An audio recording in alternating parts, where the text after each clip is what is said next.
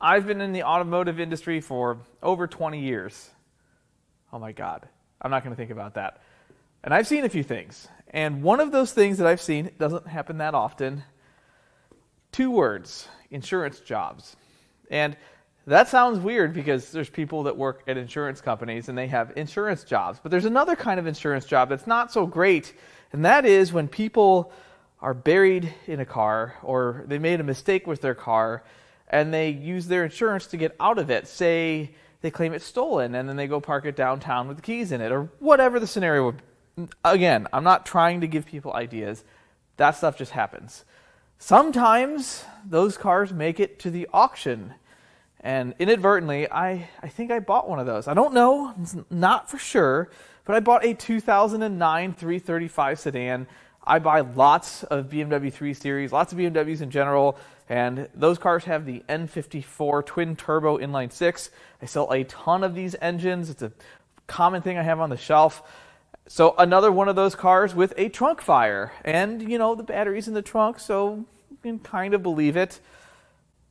It also had a bad engine. And not just a little bad, all the way bad. So what do I mean by all the way bad? Well, I will show you. Of course, I'm all about showing you guys everything. Turns over nice and neat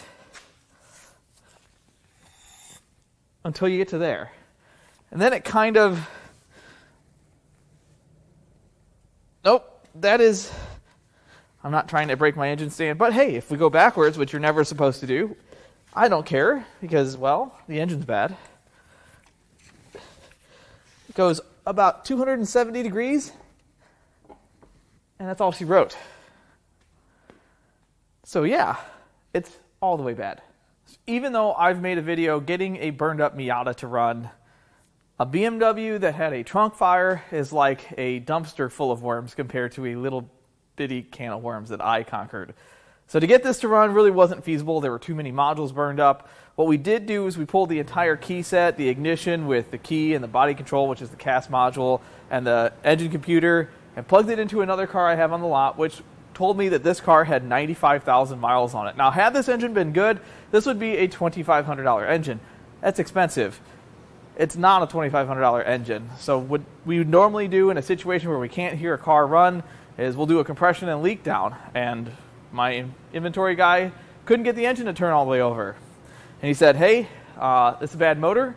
What do you want to do? Well, we inventoried the rest of it, and I saved the engine for a teardown, which is why I posted in the community tab not too long ago where I had to cut the flywheel to get the torque converter off. That was this engine. So today we get to tear it down and find out what happened.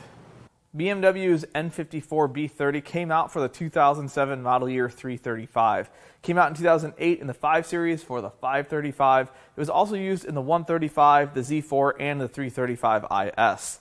Now this is not the first N54 I've torn down on the channel. The last one I tore down was a returned engine from another salvage yard. I didn't really know if it was good or bad. We pulled the whole thing apart, and you guys can watch the video. I went into really great detail about all of the small and big problems that these engines can have. In this video, I'm still going to touch base on all those issues, but I know this one is bad. So let's see how bad this actually is. First things first, let's pull the coils out and pull the plugs.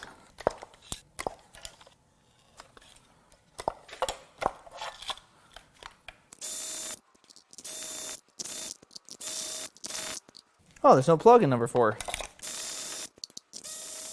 Well, it appears I'm missing a plug.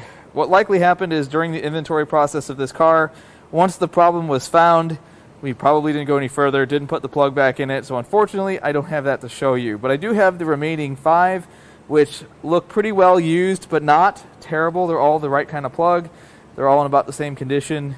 No clues yet. The next thing I'd like to do is pull the thermostat and the water pump. Now this is a metal housing aftermarket water pump.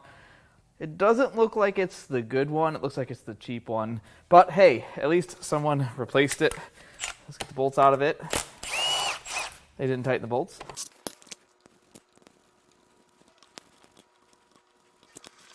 Oop, sounds like there's fluid in there. Oh no, it's green coolant. Stop that, people. That is not supposed to be green. It's blue. It's not any more expensive either.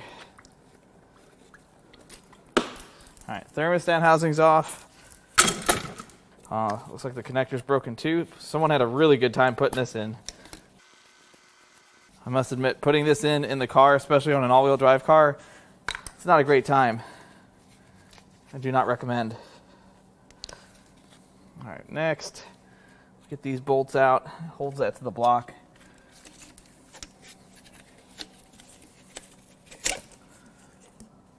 Oh, they didn't even install the upper bolt.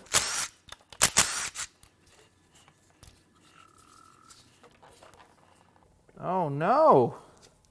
That's not supposed to be there. This is supposed to be a water pump, not an O-ring pump. There. Next, I'm going to remove this heat shield.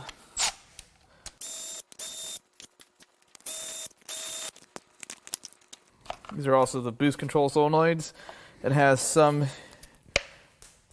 incorrect vacuum line. It's supposed to all have this cloth braided stuff. Anything that's not cloth braided, it's not supposed to be here. Now, it doesn't mean it doesn't work. It just means that it's quite literally not supposed to be there. Now, these lines do get hard and brittle.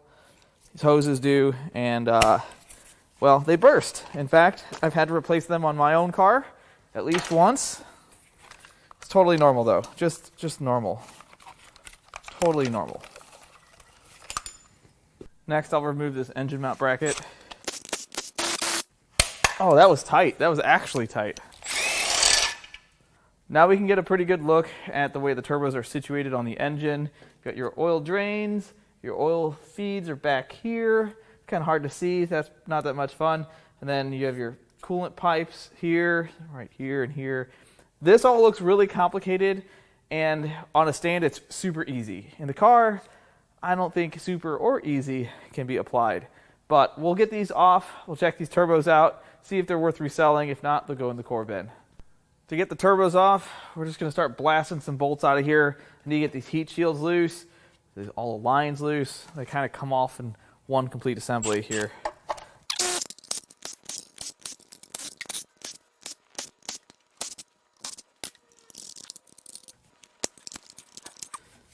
Now let's start getting some of these fittings.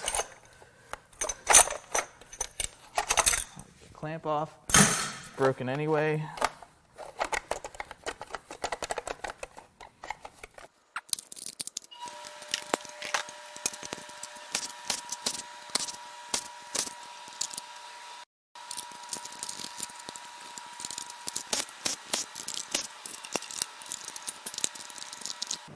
Much better.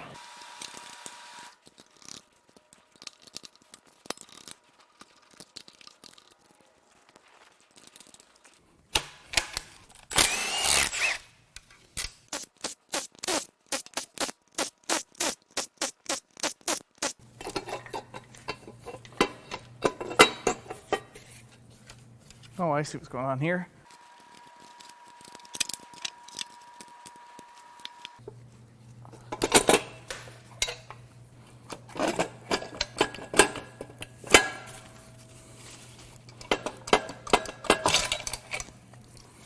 Well, let's have a look at the exhaust ports.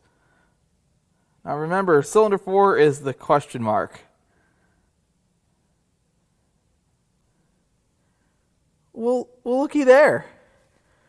Well, that sure looks like an entire exhaust valve stem. And if you look at the guide, there's nothing. Will that come out? Let's see. Let me go get some pliers. Let's see. Can I fish this out of here?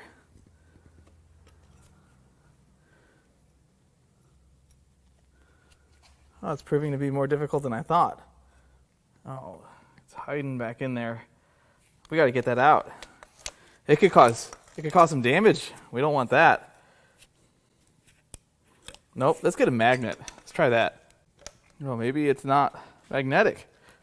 Oh, yes it is. That's about how I feel right now. So that is a very destroyed exhaust valve stem. Ooh, we're gonna find some malice in that combustion palace. Let's check out these turbos. So this one right off the bat has a little more in and out play, in and out shaft play than I really like to see. And don't take it that way. It's not what I meant. So this turbo I wouldn't sell, but aside from that, these turbos are pretty well known for wastegate rattle. However, this is the LCI car, which is like the facelifted car, and they had a different kind of exhaust housing. They were a little bit better, but still has a lot of play. That's the play we're concerned with. You can kind of adjust this play out of it, but on the earlier cars, they're much worse, and what typically happens is this wastegate flap is at such an incorrect angle, it won't even close all the way, which means that it makes low boost. It throws a 30 FF boost threshold code. It's very common on these cars. This one is the one that had the exhaust valve stem hanging out in it, and I don't think anything went through the turbo itself. It doesn't really have a ton of play. This turbo is in much better condition than the other, although it does still have some play. I don't know that I would sell either of these. The next thing I'm going to do is remove the injectors. These are super expensive Index 11s or 12s. They're 7s, it looks like, which still have some value, but we're going to try to get those out the right way. I actually have a tool this time.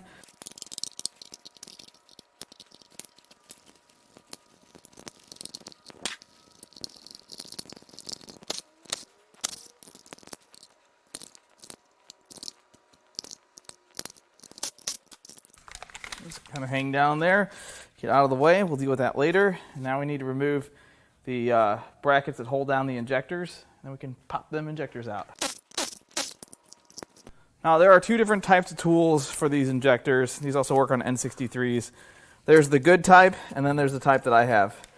This is just a little itty bitty slide hammer. It's all it is. I put a longer bolt in here, get a little more force on it. Sometimes they come right out. The N63s are usually a little bit worse.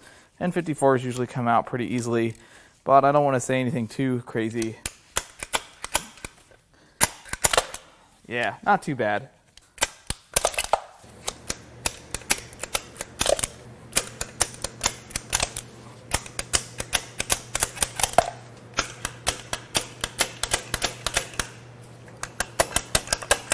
Always the last one, right?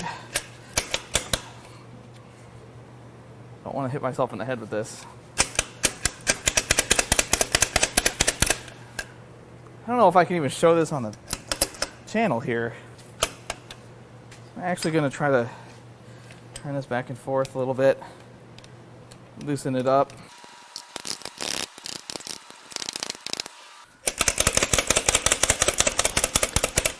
So what I did is I threaded one of the bolts back into the boss for the brackets that hold it down.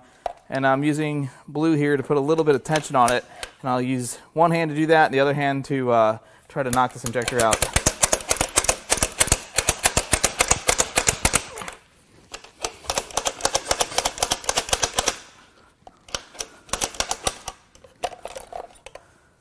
That did the trick. So here are the Index 7 fuel injectors. And when I say Index 7, there's a number at the end after the part number. It says 07.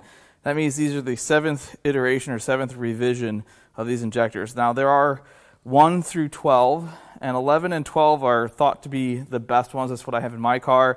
That's what most of the guys that modify their cars want. And if you need a set of them, I have a few sets still in stock.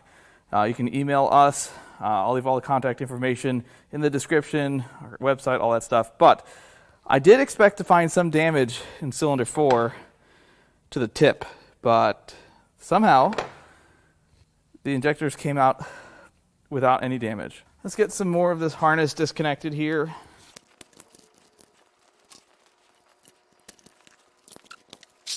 Oh, we still have a ground down there.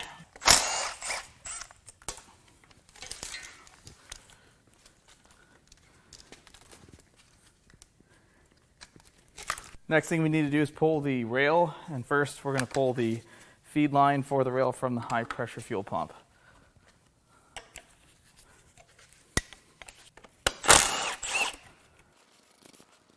Now we can remove the rail. When I get these plastic things out of the way.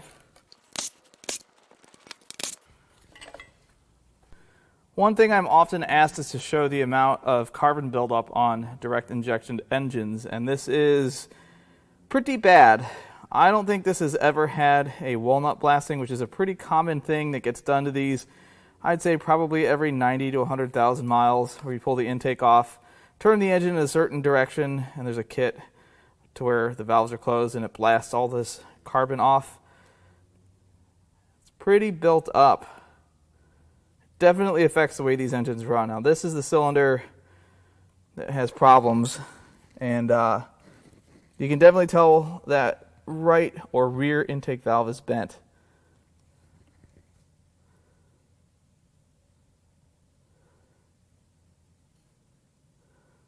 Pretty gunky looking. Let's peel this valve cover off.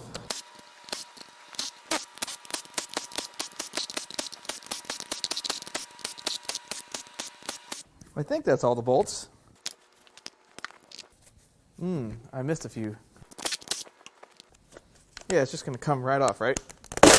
Oh, it actually did. Fooled me. Oh no! Well, that's not supposed to be like that. Well, this certainly did not have timely oil changes. You can really tell by the amount of junk here, but what really caught me is that. We don't know where the rocker is. There's the top of the valve. I'm sure we'll find all of the pieces. I don't think they've escaped. I don't know. Maybe they made it all the way through the turbo and the cats. But this doesn't look great. And don't mind the leaves. That was just from the car sitting in my yard. Not my yard at home, my yard here. I don't have cars sitting in my yard at home. Now, another interesting comparison would be the way this looks versus the other N54 I tore down. It's a pretty big difference if you ask me. Next, I'm going to remove this heater hose. Now I need to talk about the oil filter housing. Since the dawn of time, BMWs have had trouble leaking oil from the oil filter housing. It's always the gasket that goes bad. And when this happens, it saturates the serpentine belt. On the older cars, it was just a massive oil leak. On the M series engine cars, just a massive oil leak. But on the N series engines, and by the way, I'm only talking about 6 cylinders here, on these engines, it saturates the serpentine belt, which then can get ingested through the crank seal. Now, a normal serpentine belt that's dry, the engine doesn't like that. But the minute you put some engine sauce on it, it's like filet mignon. That thing just sucks that belt in. It'll clog the pickup. It causes all kinds of issues. Definitely kills a lot of motors. Something you need to avoid. So if it starts leaking here, you should address it. Now, this is a very cheap and easy repair. The parts are very inexpensive, 20, 30 bucks maybe, and an oil change. And it's a lot cheaper than fishing belt material out of your pickup or replacing your engine. So now we can take this off.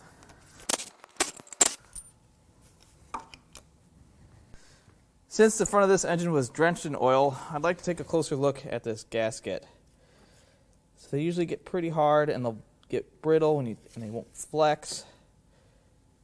And this is pretty hard.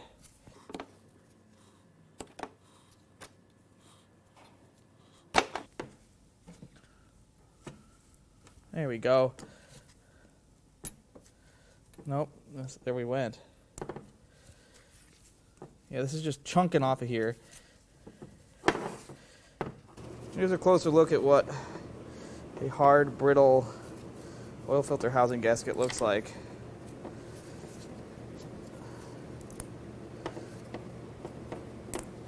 It's actually not as bad as I've seen, but it just tears and breaks. Gets flat. It loses its ability to seal, and they can actually mix coolant and oil and show symptoms of a blown head gasket, at least a visual symptom of a blown head gasket. Now we're going to strip the front of this engine, pull these pulleys off. That's the next step.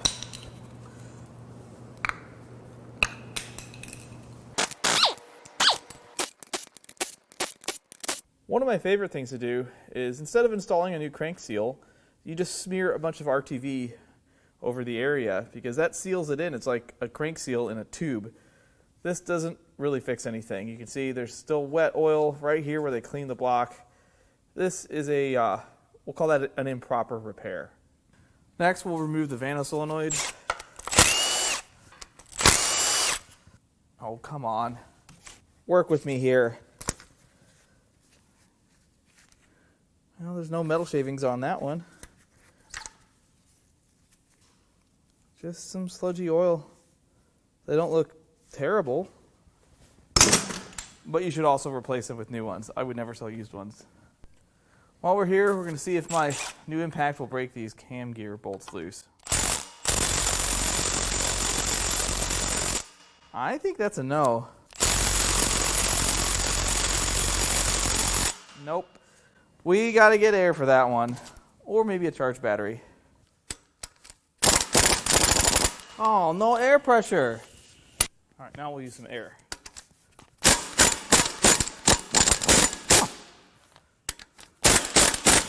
All right, we're just going to let those hang out there. Next, we'll get the timing chain tensioner broken loose. That was sweet. Before we get any further, I need to remove these access plugs. This is what the timing cassette bolts to. It's actually on the inside of that. This gives us access. Actually, I've decided to give this a quick little brake clean bath. This is going to take probably 35 cans, but I'm just going to try to knock the loose stuff off. This has clearly been leaking for a while. Nope, let's go get another can. There, now we can kind of see what we're working on here. Now it's time to remove this seal and cover. This gives us access to the vacuum pump and the high pressure fuel pump. This is something you should replace with new every time, another cheap part. So I'm going to do this the easiest way I know how.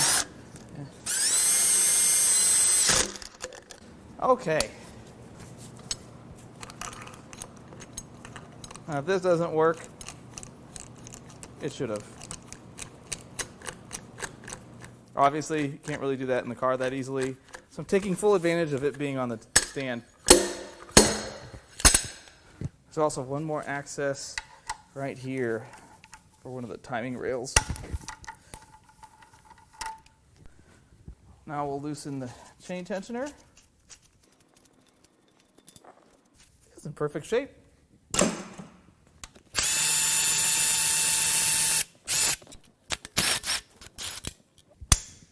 Oh, that was actually pretty tight.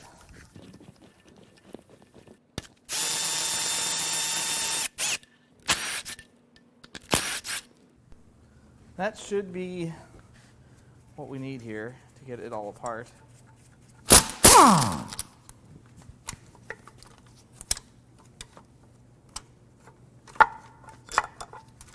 One. Set that there.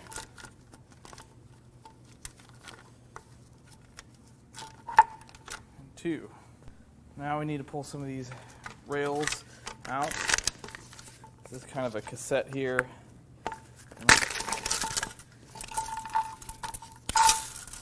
There we go.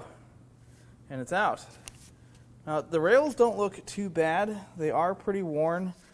Keep in mind, this car had 95,000 miles on it, which is still pretty low for one of these.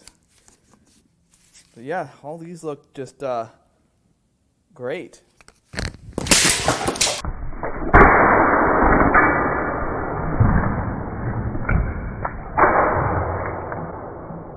Unlike a lot of the engines I've torn down on this channel, these engines and other BMW engines have cam trays. They don't have cam caps.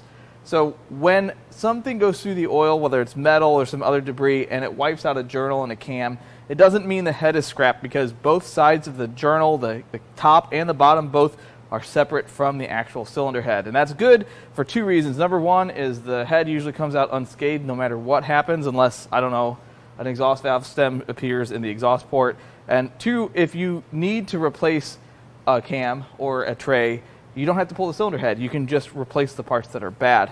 Also, because of this design, it's not like the Toyotas where they have like a plate or a cam tower.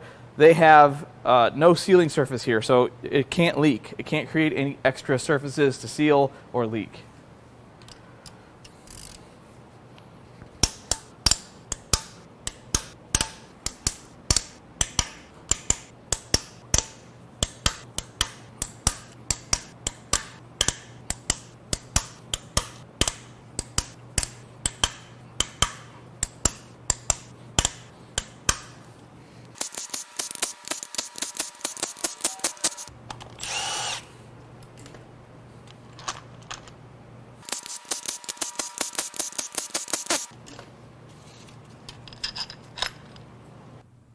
This looks pretty dingy in here. A lot of the rollers have grooves cut into them. They're not super thick or super deep, but it's definitely had some debris running through this engine. And look at the amount of sludge there. That's, oh yeah, and there's that. So there's the top there. Looks like that's all one piece now. Is the rocker okay? Not that I would reuse it. Well, let's see, is the spring broke? Spring's not broken. What happened here?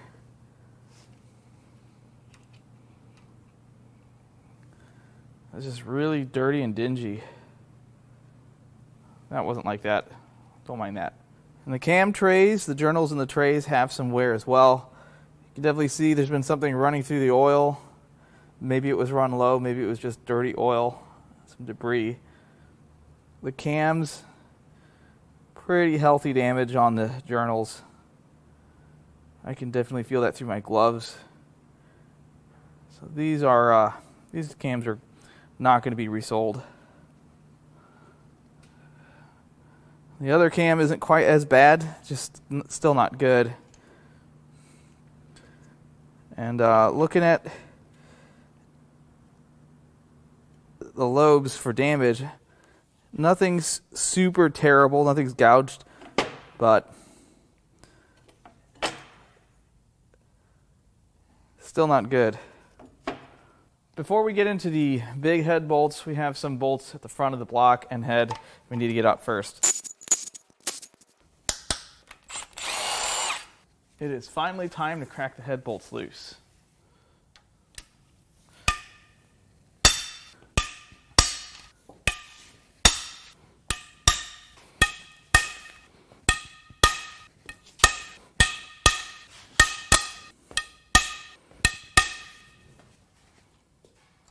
Stay.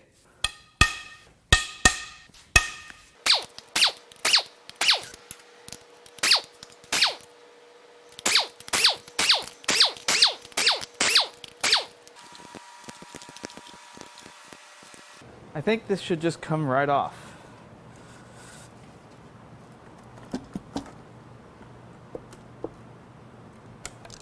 Oh, well, that would explain a few things. Well, the first three cylinders look pretty good. This one has a few dings and dents in it. And then you've got this one, which, well, there's the head of the valve. So there's some more valve. This is all just tons of metal. This is insane here. We'll get this cleaned up here in a minute. Lots of marks here. And then back to normal, decent. A little bit of water in the rear cylinders, but that's what did it. And the cylinder head, aside from the glaring problem, isn't too bad. Obviously, this is going to take a ton of work if it's even worth fixing. I don't think it is. Look at how deep that is. It's really terrible. That valve is chipped. Obviously, I'm sure that plug just came right out. Those valves are bent. There's the piece of valve. It's supposed to go like that. There, it's fixed. And then more metal jammed into this one. It's adjacent cylinder. And these don't look too bad. We still have to do our test. It's science. That one's good, good, Good. Okay. Whoa, I'm just popping pieces off. I bet that's going to have some more damage than we can see right now. And those appear to be decent. While we're here, I'm going to get this off if I can. So I've got 3 Torx bolts, and then I can remove the vacuum pump with the high pressure fuel pump attached. Next, I'm going to remove the low pressure line.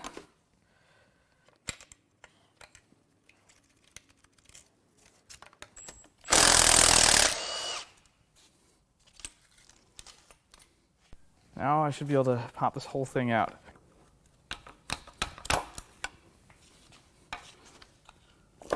I could have removed it separately with these Allens or hex bolts, but it's not really worth it. Just take the whole thing out and pull it apart on the bench.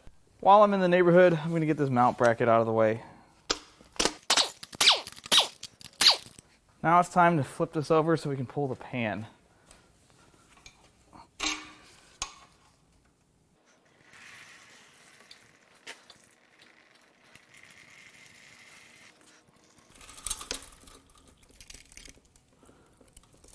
That's not too bad.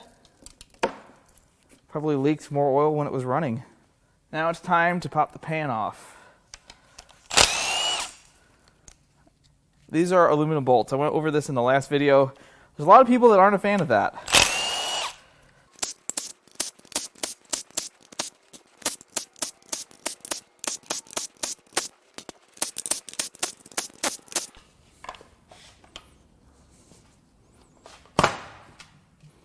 See what's behind door number 2. Ugh. Just lots of sludge. Nothing, no pieces of anything, nothing that I can identify from another part of the engine. Just lots of dirty oil. Next thing, let's remove the pickup tube.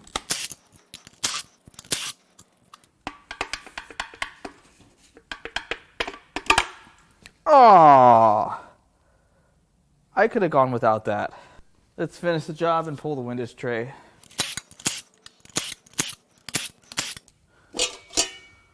Well, if you look in the pickup, you'll see that there's some things in there that are not supposed to reside. I'm going to try to evict them and see what they actually are.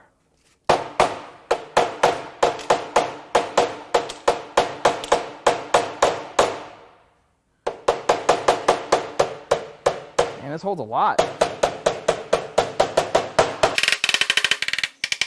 I think that's not all of it. Nope.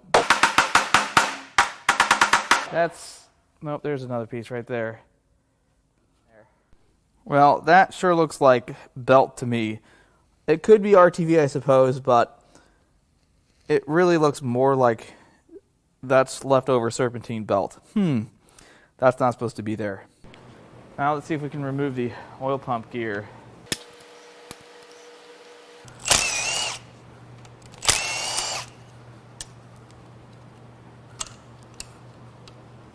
Alright, I think I should be able to get the oil pump past that.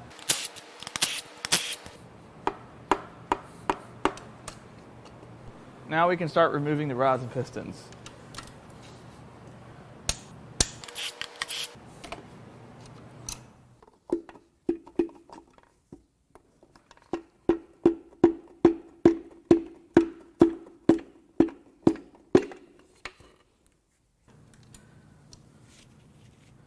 Just like so.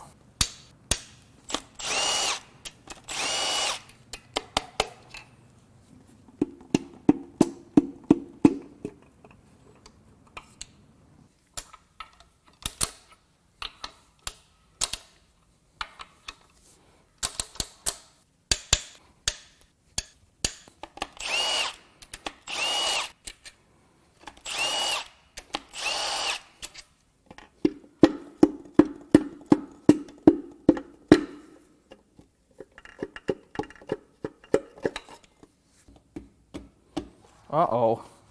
That one is part of the crank. Let's turn it over and see if it'll leave the rod and piston at top dead center. Yeah, there we go.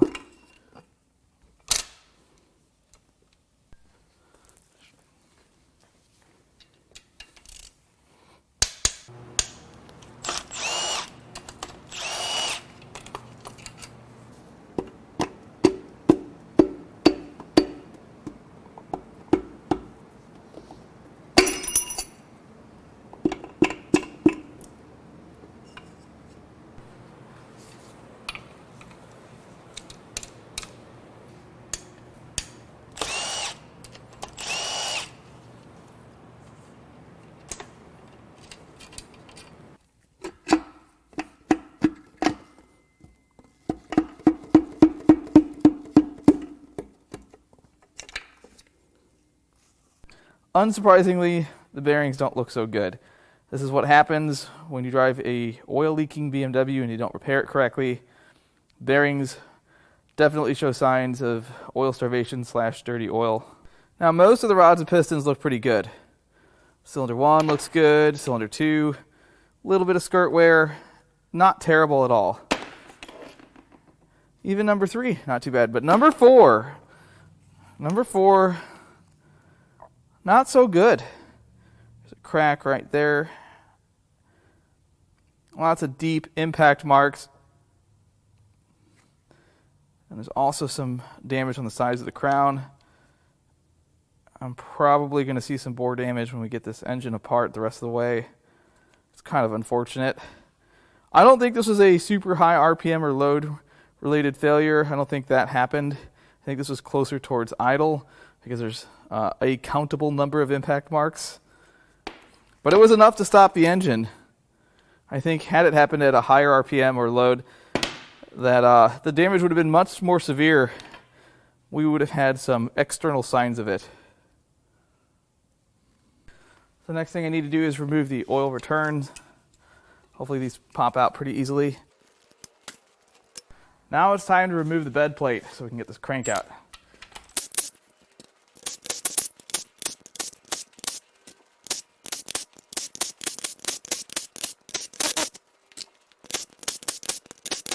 Yeah, those all came out pretty nice. Oh no!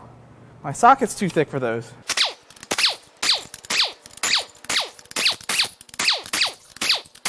Alright, now this should just, come right off, I think. Yeah, it actually will. Now we can get this off.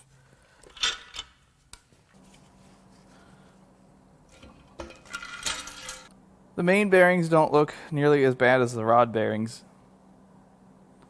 I don't see anything too terrible with them. However, look at the seal mating surface for that crank seal. Someone's been in there doing some less than ideal work. It is pretty chewed up. And the same could be said for the bed plate. Now these bearings don't look quite as nice. That one's still on the crank. We'll get that off in a minute. These bearings don't look quite as nice, especially that one there.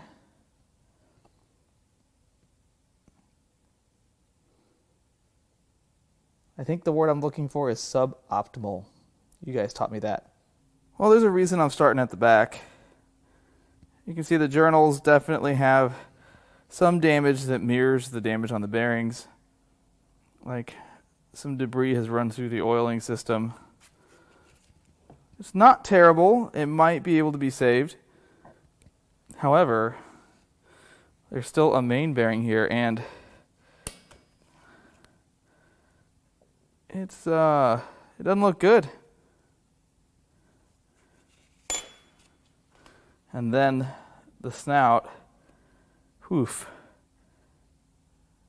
That is hard to blame BMW for that one.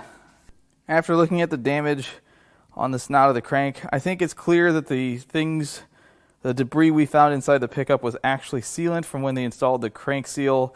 They just glopped a whole bunch of RTV in there, hoping it would fix this. However, I think it still leaked.